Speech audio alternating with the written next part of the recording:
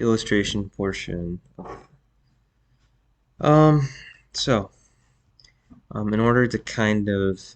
paint the picture or explain Ephesians 6:10 through 16 properly, um, I'll start with an explanation or a story of my own personal struggle that I had with anger and impatience. Um, I'm I can be a very impatient person, and it's hard sometimes for people to recognize that anger, or maybe not so much anger, but impatience is a sin, and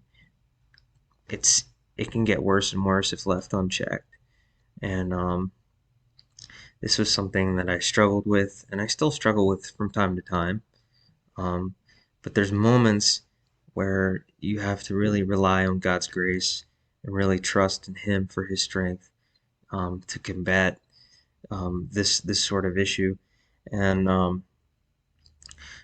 it started maybe about a year or two ago when I personally believe I came to Christ at that time, and I really started to um, think about the trajectory of my life and the certain struggles that I had with sin, and I really started to humble myself and just ask the Lord for His help, and little by little, I think I've been able to make some changes by his strength. And Ephesians 5, or sorry, excuse me, Ephesians 6:10 through 16, really being able to put on the armor of God and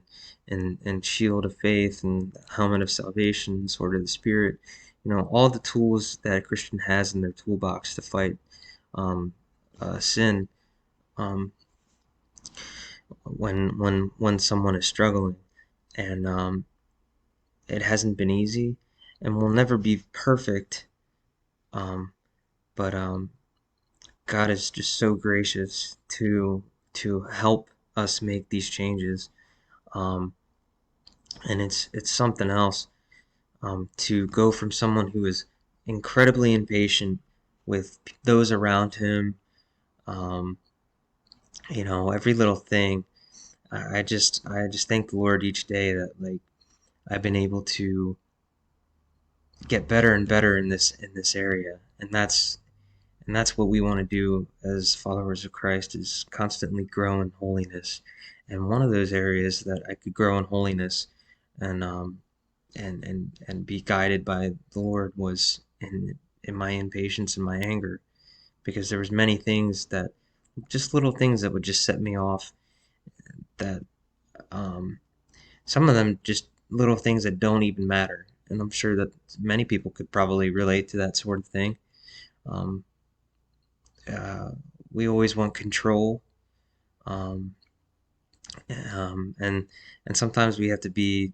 humble and admit that we're not always in control, and the Lord is in control. Um, I think right now, to illustrate a point, with the whole coronavirus pandemic, um, that was hard on me at first because um, I've always I've always had an issue with um, death and dying and disease, and I think the Lord has been able to change my perspective on life, and I'm not so afraid of that kind of stuff anymore. But at the time, still, it was still challenging, and I was able to rely on the Lord to help um, just give me strength and patience, and recognize that, yeah, there are things out in the world that are dangerous, and I'm not always in control like I thought I was. So just being able to take thoughts captive and just rely on the Lord, um, being in His Word every single day,